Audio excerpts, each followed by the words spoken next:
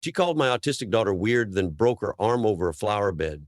Karen thought her HOA badge made her untouchable. What she didn't know was that I spent 12 years negotiating with war criminals. And this time, I wasn't negotiating. The scream tore through the quiet of Larchwood Lane like a lightning bolt through still air. I just stepped onto the porch with my coffee when it hit. Raw, high-pitched, terrified. My feet moved before my brain caught up, mud crashing to the concrete. I sprinted past manicured hedges, past HOA-mandated flower beds, past fake peace. I turned the corner, and time stopped. Ellie lay crumpled on the sidewalk, her face pale, her eyes wide with shock and pain, her right arm bent at a grotesque angle that made my stomach lurch. Tears streaked the dirt on her cheeks. She was trying so hard not to cry, trying to be strong. My daughter, 13 years old, on the spectrum, brilliant, sensitive, and so gentle. She never hurt anyone. Standing over her, arms crossed like a century guard in a monument to petty tyranny, was Margaret Kessler, our neighborhood's resident HOA Karen, 70-something pounds of hairspray and venom, draped in a floral windbreaker and an authority complex. Her expression wasn't concern, it was contempt. "Get up," she barked, pointing at Ellie like she was dog poop on her precious sidewalk. "You weird little brat, I told you to stay away from my tulips." My ears rang, my fists clenched. I knelt beside Ellie, pushing back the red mist creeping into my vision. "Ellie, baby, I'm here." "Stay still, sweetheart." Her breath came in short, ragged bursts. "Dad, it hurts." I swallowed. Her arm didn't just look broken, it looked mangled. My fingers shook as I fumbled for my phone.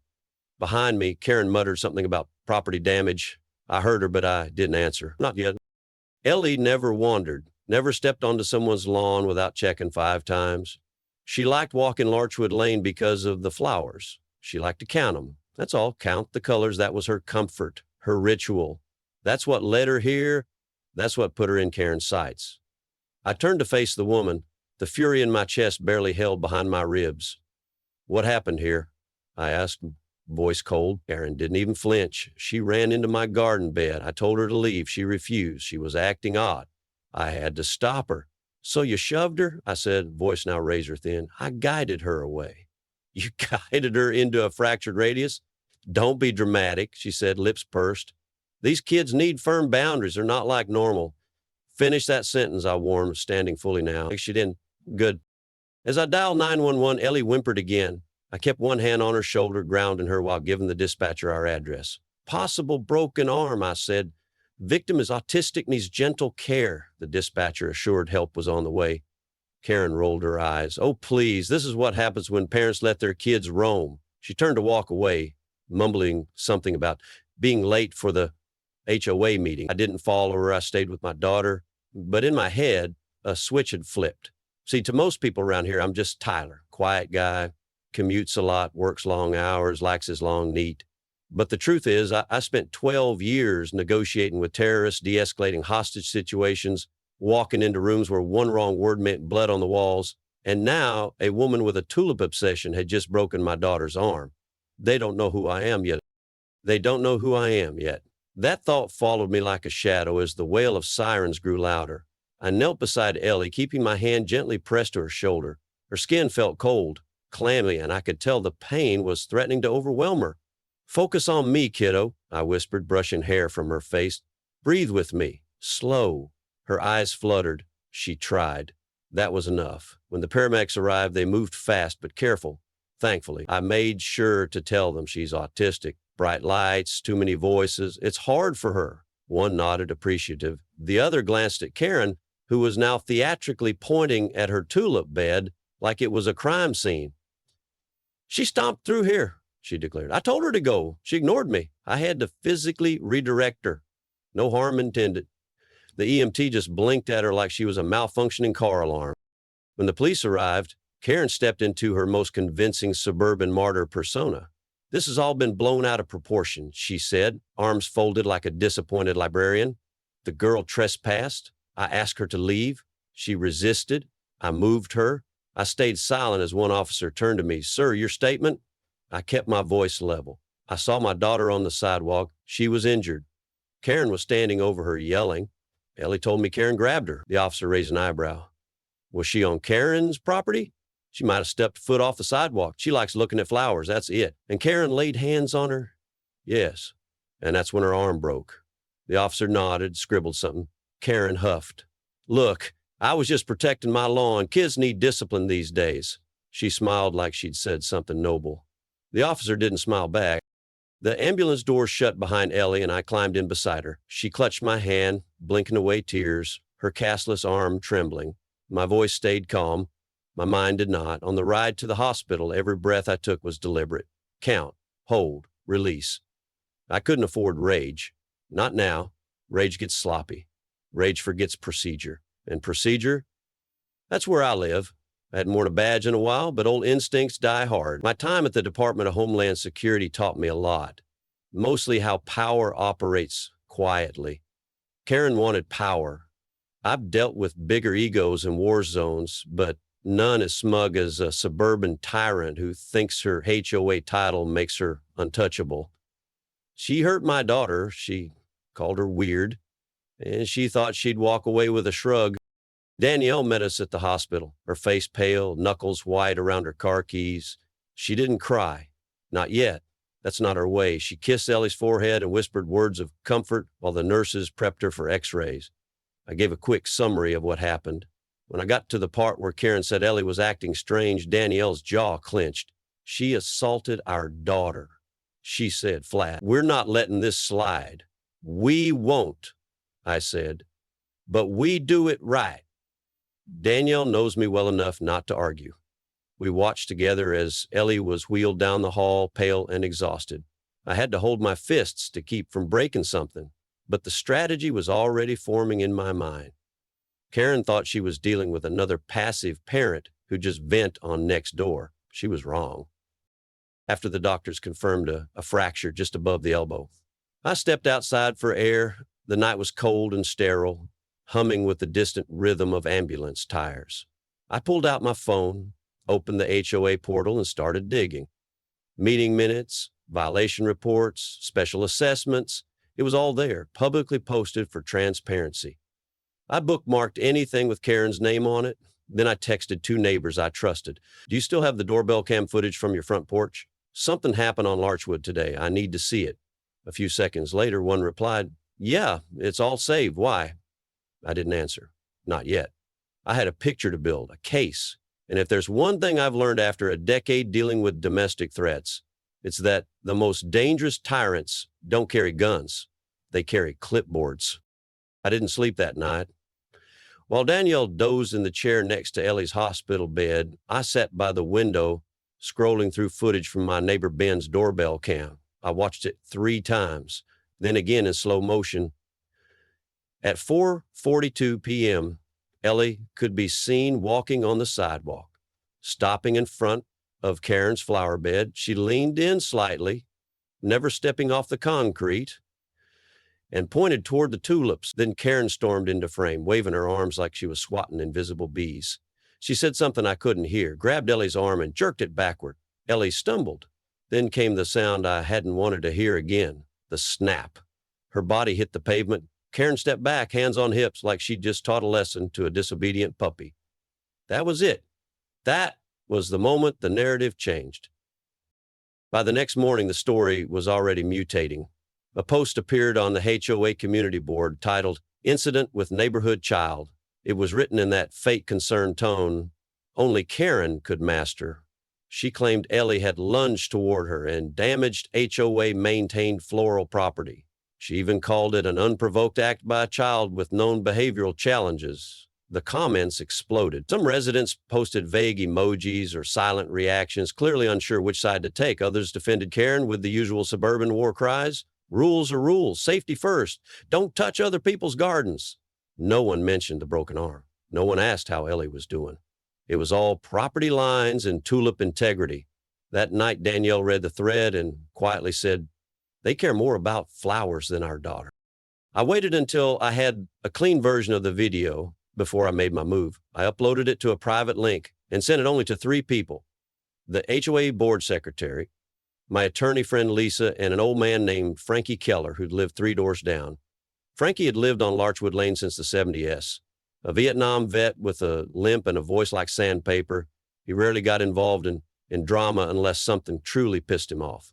I figured he might remember what fairness looked like. Turns out he did. Later that evening, he called me. Saw the video, he said flatly. She's done.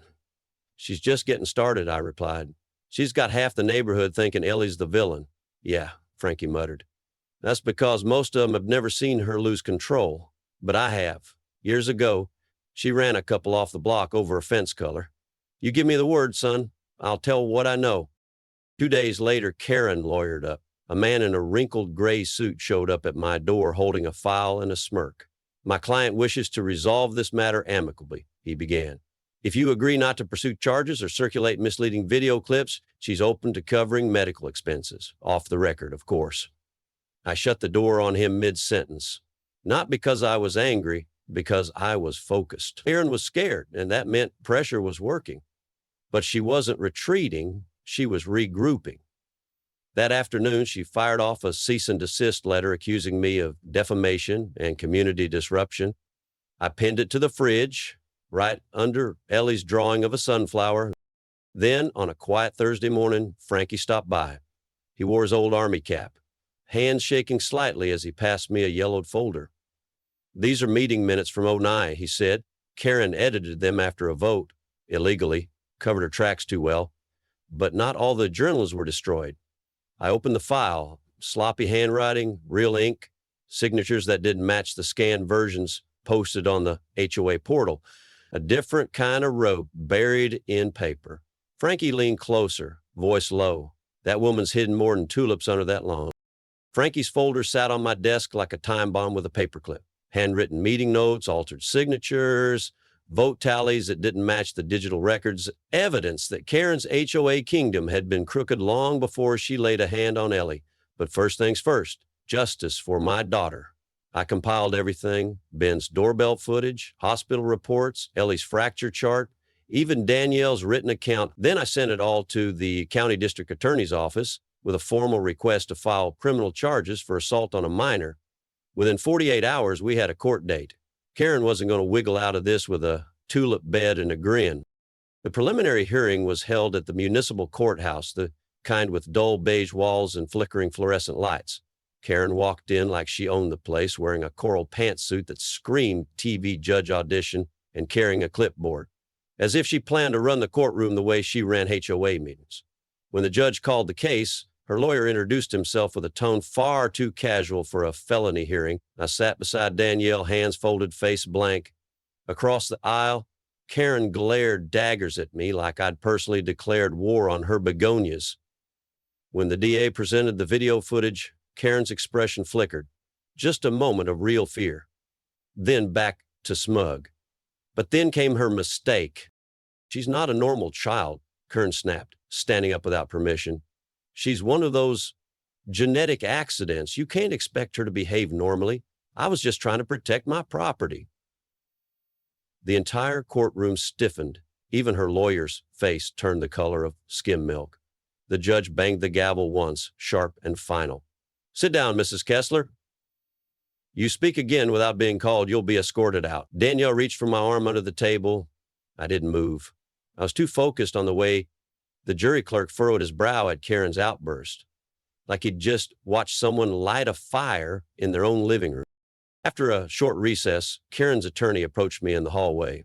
My client, he said, with all the warmth of a tax audit, is open to resolving this matter civilly. Perhaps we avoid further distress for your daughter by discussing a private agreement. You mean hush money? I replied. You mean silence in exchange for letting a woman who physically attacked a disabled child walk free? He blinked. I wouldn't put it quite like that. Then don't, I said. We're going to trial. And I walked back into that courtroom with more clarity than I'd felt in weeks.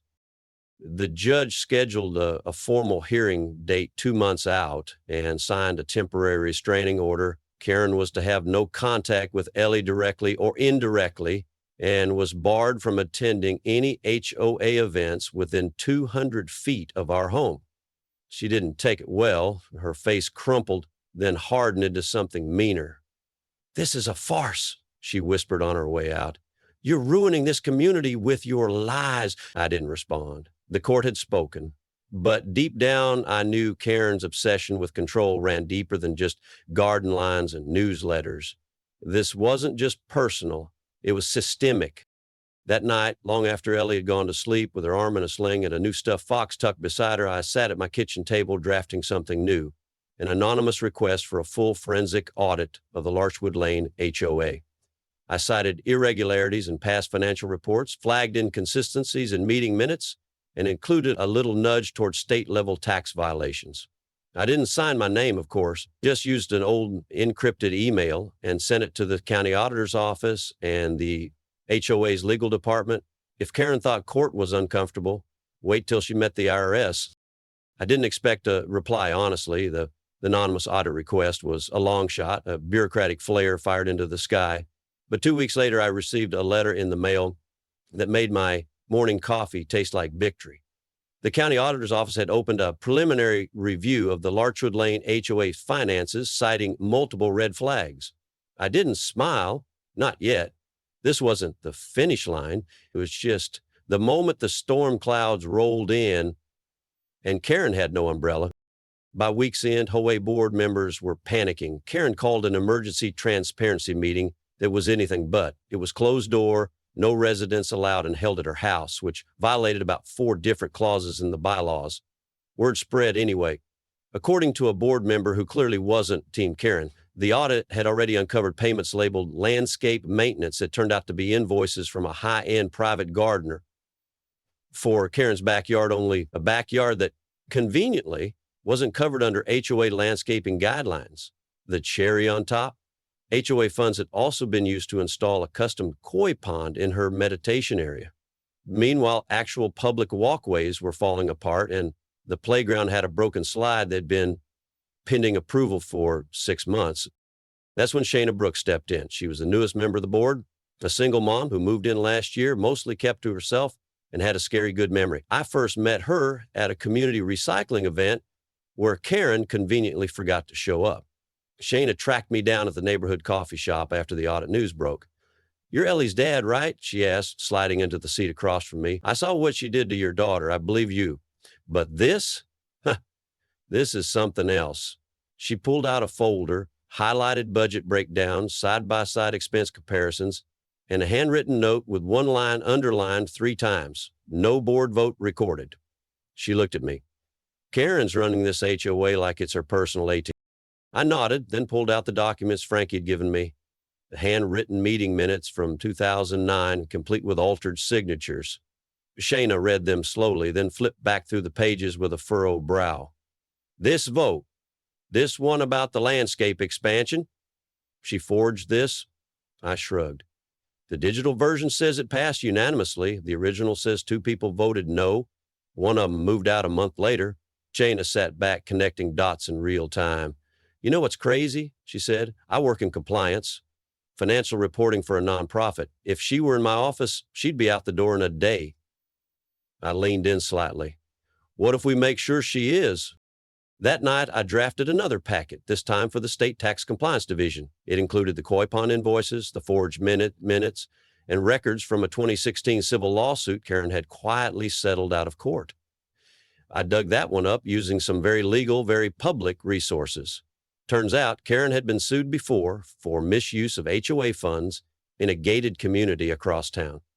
She'd resided for health reasons 2 months later and somehow rebranded herself here without a whisper of that past. I added that detail to the letter, included a copy of the civil settlement record, and sent it express with delivery confirmation. By the end of the week, Karen's voice on the HOA forums was noticeably quieter. Her usual morning emails, lengthy, passive-aggressive manifestos about holiday wreath regulations stopped showing up. Instead, whispers filled the sidewalks. Neighbors chatting in low tones, some supportive, some nervous. Frankie called to say 2 board members had requested an internal review of Karen's expenditures. Shayna texted me, "She's sweating, and this is just the beginning." I stood on my porch that night, sipping tea, watching the sun dip behind the maple trees that lined Larchwood. In the quiet, I could feel it, that shift in the wind when the hunter stops chasing and starts cornering. Karen had ruled this block like a monarch behind a picket fence. But now the cracks were showing, And I had one more card to play, one involving a very specific signature, a very shady invoice, and one federal agency no one ever wants knocking on their door. It didn't take long for the pressure to start leaking through the cracks. A week after my complaint landed on the tax office desk, an unmarked government car parked 2 blocks down from Karen's house. The same day, 2 officers from the county fraud division showed up at the HOA office. An overpriced rental suite inside a converted real estate office Karen insisted we needed for professionalism. They walked in with clipboards and calm faces. They walked out with 3 banker's boxes and a USB drive. Karen didn't make a scene, at least not in public, but someone caught her storming out the back door, muttering about witch hunts and freeloaders. The castle wasn't burning yet, but it was starting to smoke. Shayna and Frankie moved fast, using a rarely invoked clause buried deep in the HOA bylaws, probably something Karen never thought anyone would read. They called for a special board vote of no confidence. The announcement was delivered in the most poetic way possible, slipped under every front door in the neighborhood, with the subject line, "It's time." People showed up, not just the usual board retirees and clipboard loyalists, actual neighbors, families, folks with kids and dogs and long memories. The meeting was held on Shayna's lawn under a string of lights, the kind that makes summer feel like possibility. Frankie stood on a plastic milk crate and read aloud the list of grievances: embezzlement, forged documents, abuse of authority, child endangerment. No one interrupted, not even Karen, who stood 3 houses down, arms crossed, lips pursed so tightly they looked sewn shut. Before that was happening, Ellie had begun to heal. Her arm still ached, especially when it rained, but she was back to drawing mostly flowers, tulips, ironically, sunflowers too.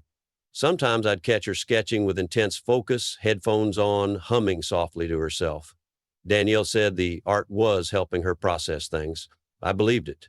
One night, Ellie handed me a picture of a blue flower I didn't recognize. I said, "It's a peace bloom," she said. "It doesn't exist, but it should." I nearly lost it right there in the kitchen. Instead, I pinned it to the fridge right above Karen's cease and desist letter, now curling at the corners like it was ashamed of itself. But even as her kingdom crumbled, Karen clung to the illusion of power. She showed up at the next HOA board meeting in full regalia, clipboard, tablet, pin-covered blazer, and tried to assert control. "This is an unauthorized gathering," she snapped as Frankie called the session to order. "None of you have the legal standing to replace me." Shayna didn't raise her voice. She didn't need to. "The vote's happening. You're welcome to stay and hear it." And for the first time in a long time, Karen had nothing to say. Just a scowl and a silence that carried more weight than any gavel. The vote, 32-5 in favor of removal, 2 abstain. Karen left without a word. No one clapped, but someone brought pie. Later that night, as Danielle and I reviewed Ellie's latest therapy report and whispered about how far she'd come, my phone buzzed. It was a new email. From a name I didn't recognize. No subject line, just a single sentence. "I've seen what she did. I'm ready to talk." There was no attachment, just a callback number and a sense that we were finally about to hear the piece of the puzzle Karen never thought would surface. The email stayed with me all night. I didn't call the number right away. I needed to be sure it wasn't some bait. But when I did, a soft-spoken man named Nolan identified himself as the former treasurer of the HOA, someone who'd quietly resigned a year earlier after disagreements with Karen. We met the next day at a diner 2 towns over. He wore a ball cap low over his eyes and looked like he hadn't slept well in months. Over burnt coffee and a shared silence, he handed me a folder. Inside were receipts, timestamps, and emails, some of which showed Karen approving expenses without board votes, others hinting at more serious violations. But the most important page was a scanned note in Karen's own handwriting, referencing Ellie by name. "Kids off. I don't trust her around the tulips. Might need to scare her straight." I didn't say anything. I just closed the folder and slid it back toward him. "Will you testify?" I asked. He nodded. "For that kid?" "Yeah." The trial was scheduled for the following Monday. Karen arrived like she always had, looking polished, smug, and underdressed for the occasion. Her attorney walked with his usual air of forced civility, clutching a stack of binders like they'd shield him from the truth. Danielle and I sat quietly, holding hands as the prosecutor laid out the case. Exhibit A, The medical report. A clean fracture caused by what the orthopedic surgeon described as significant torsional force. Exhibit B, the doorbell footage showing Karen grabbing Ellie's arm. Exhibit C, witness statements from Randall, Frankie, and now Nolan. The courtroom stayed silent except for the occasional cough or shifting chair. Karen sat stiff, occasionally scribbling on her notepad like she was still running an HOA meeting. Then came Ellie. The judge allowed her to testify remotely via live video from a separate room, accompanied by her therapist. She wore a soft purple sweater and clutched her favorite stuffed cat. Her voice trembled, but her words were clear. "I was walking," she said. "I like the flowers. They help me feel calm. I saw some tulips. I stepped close, not on the grass, just close. Then she yelled at me, called me weird. She grabbed my arm really hard, and then it hurt so much." The courtroom held its breath. "Why did you go near the flowers?" the prosecutor asked gently. Ellie blinked. "I just wanted to see the colors up close." Danielle's grip tightened around mine. A few jurors looked away, some with clenched jaws. Even the judge sat forward slightly. Karen's lawyer tried to downplay it all, claimed it was a regrettable misunderstanding. He said Karen had reached out instinctively, that Ellie may have lost balance. He suggested perhaps Ellie's prior diagnosis made perception difficult. Karen sat stone-faced, nodding like she was listening to a podcast about herself. Then they called her to the stand. She denied everything, of course, said Ellie looked aggressive, that she felt threatened, that she was protecting HOA property. But when they showed her the footage, when they read the note Nolan had given us, when they reminded her of the restraining order she violated 3 weeks earlier by driving slowly past our house, her story started to crack. And when she rolled her eyes at Ellie's testimony and let out a sharp, audible scoff, well, that was the nail in her coffin. Closing arguments were swift. The prosecutor reminded the jury that this wasn't about property lines or HOA bylaws. It was about a grown woman assaulting a disabled child and then lying about it. The defense clung to the word misunderstood like it was a life raft. The jury didn't take long. 3 hours later, they returned. The foreman stood, clearing his throat.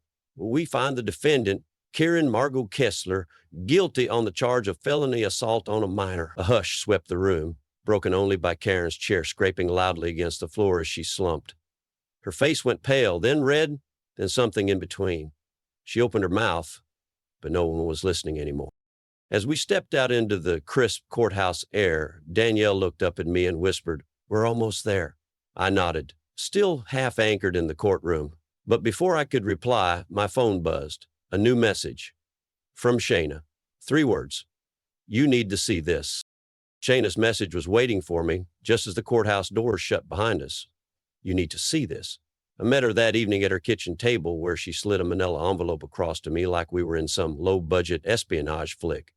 Inside were the results of the state's audit, final, official, and brutal. Karen hadn't just used HOA funds for koi ponds and private landscapers. She'd funneled money through a fake vendor account tied to a bank account in her maiden name. Embezzlement, tax fraud, and record tampering, all laid out in bulletproof clarity. I handed a copy to the DA the next morning. The sentencing hearing became a whole new ballgame. Karen received 5 years, 2 in state prison, 3 on probation, and a hefty restitution bill she'd likely never pay off. The judge's words were clear. "You used your authority to harm, deceive, and isolate. You'll now live with the consequences of that choice." She didn't cry, didn't apologize, just stood there, still clinging to the delusion that the rules had been unfair to her. A week later, the Larchwood Lane HOA held a formal vote to strip Karen of all roles and permanently ban her from any future involvement. The motion passed unanimously. Her name was wiped from the community site, her key card revoked, her clipboard symbolic and ridiculous was never seen again. The neighborhood changed after that, slowly at first. New signs were posted around the park, reminding residents of inclusive guidelines. The bylaws were updated with protections for residents with disabilities, thanks in large part to Shayna, who had become the de facto president. She even invited Danielle and me to review drafts, to make sure Ellie's story wasn't just remembered, but embedded into policy. Then came Inclusivity Day, an idea Frankie pitched and the board eagerly embraced. It was held right on Larchwood Lane, the same sidewalk where Ellie had once been hurt. This time, there were balloons, food trucks, art booths, and a mural wall for kids. Ellie, quiet but proud, unveiled a framed painting of her now famous Peace Bloom, a swirl of blue petals with soft golden edges. People clapped, some cried. I just stood still, watching my daughter reclaim the ground she once feared to walk on. As the sun dipped and neighbors lingered, Ellie walked between the flower beds along the sidewalk, stopping to admire marigolds, snapdragons, and yes, tulips. She didn't hesitate. Danielle and I walked just behind her, giving her space. A couple of older residents waved. One knelt down and complimented her drawing. Ellie smiled, shy but steady. I reached for Danielle's hand. "Remember that day?" I asked softly. She nodded. "I remember thinking we'd never get back here." "We didn't," I said. "We built something new instead." Across the street, someone had planted a small garden bed with a wooden sign that read, "All kids welcome." Ellie noticed it, paused, and whispered, "That's my flower." I nodded. "It sure is, sweetheart." Later that evening, after the folding chairs were packed and the last hot dog stand rolled away, we sat on the porch as Ellie quietly sketched under the porch light. Her arm was healed, her voice steadier, her eyes brighter. The scars remain, invisible but real, but they no longer defined her. She drew now, not just for comfort, but for joy. I watched the way she blended colors, layering blue over gold, adding soft vines that curled like laughter. And in that moment, I understood something simple and profound. Karen hadn't just tried to break Ellie's arm. She'd tried to break her spirit. But Ellie didn't just survive, she bloomed. She found her rhythm again, her place, her peace. Not because we shielded her from the world, but because we made space in it for her to stand tall. She looked up at me, pencil in hand, and asked, "Can we walk tomorrow? I want to count flowers again." My voice caught, but I managed to smile. "Yeah, kiddo, as many as you want." She didn't just reclaim her sidewalk, she reclaimed her peace. Some battles aren't fought with fists. They're fought with evidence, with patience, and with unwavering love. What happened on Larchwood Lane wasn't just about a tulip bed or an HOA title. It was about the right of a child to exist safely in her own neighborhood. Karen tried to gatekeep peace, weaponize rules, and bully a little girl who saw beauty where others saw boundaries. But justice doesn't need a clipboard, it needs courage. And Ellie, she had more of it than most adults I know. So here's to reclaiming sidewalks. One flower, one painting, one brave step at a time. If this story moved you, drop a comment sharing your own moment of quiet victory, like if you ever stood up for someone you love. And if you believe neighborhoods should lift people up, not push them out, share this story with someone who needs that reminder today. We protect what we cherish. And sometimes that protection starts with simply walking beside them.